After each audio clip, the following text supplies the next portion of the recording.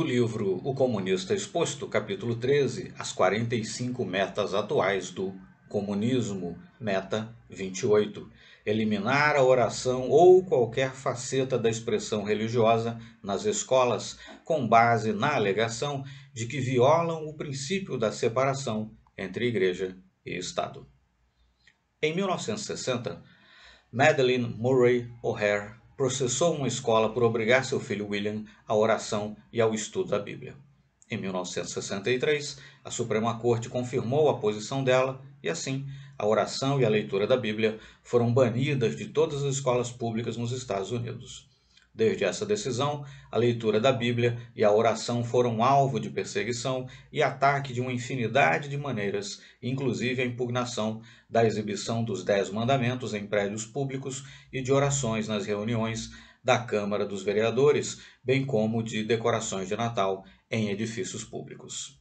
A tendência que se seguiu à decisão de 1963 levou a nação a um afastamento gradual da religião e do culto a Deus.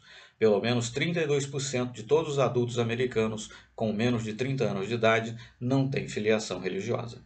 Desde 1990, o número de americanos sem filiação religiosa mais do que duplicou. De acordo com o Pew Research Center, 73% daqueles que não têm filiação religiosa apoiam o casamento gay e 72% do mesmo grupo apoiam a legalização do aborto, dois outros degraus que conduzem à erradicação da cultura ocidental. Quanto à senhora O'Hair, seu fim foi brutal. Acumulou milhões de dólares para sua cruzada anti-religião, mas nunca chegou a gastar o dinheiro. Em 1995, foi assassinada por outro ateu, depois desmembrada, queimada e enterrada em um pequeno pedaço de terra no Texas. Além disso, seu filho William havia rejeitado publicamente a cruzada de sua mãe. Em 1980, tornou-se pastor batista e conservador social. Ao saber da conversão de William ao cristianismo, O'Hair disse: "Pode-se chamar isso de um aborto pós-natal. Eu o repudio total e completamente, agora e para todo sempre.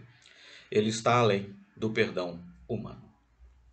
Bom, mais uma vez, os exemplos que o autor aqui traz são evidentemente exemplos dos Estados Unidos, né? Mas repitamos aqui então a meta 28. Né? Eliminar a oração ou qualquer faceta da expressão religiosa nas escolas com base na alegação de que violam o princípio da separação entre igreja e Estado. Né? Uma vez mais, o grande propósito é corroer os pilares que dão sustentação à sociedade. E um desses pilares fundamentais, por certo, é a religião. Perceba-se que não se trata aqui, em absoluto, de entrar-se naquela celeuma, né? Se afinal o ensino religioso deve ser oferecido nas escolas ou não. Né? Enfim, existem inclusive escolas ligadas, por exemplo, à Igreja Católica ou ligadas à Igreja Adventista, por exemplo. Né?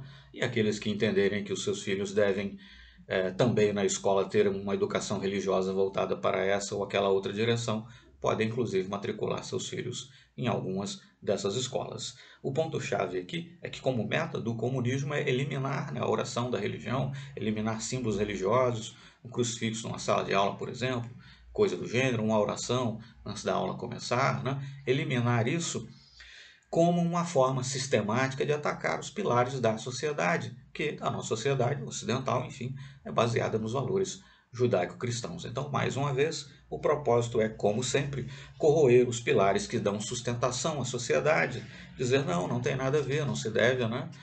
Orar nas escolas, porque afinal o Estado e a religião não estão misturados, não devem se misturar, etc. e tal. E até concordo plenamente com isso. Não deve haver, em princípio, sobreposição, né, entre Estado e igreja, ou entre Estado e religião. Né? Mas uma coisa nada tem a ver com a outra. Bom, por que não pode haver uma oração nas escolas? Só porque o Estado e a religião devem ser, digamos, entes separados e independentes? Né?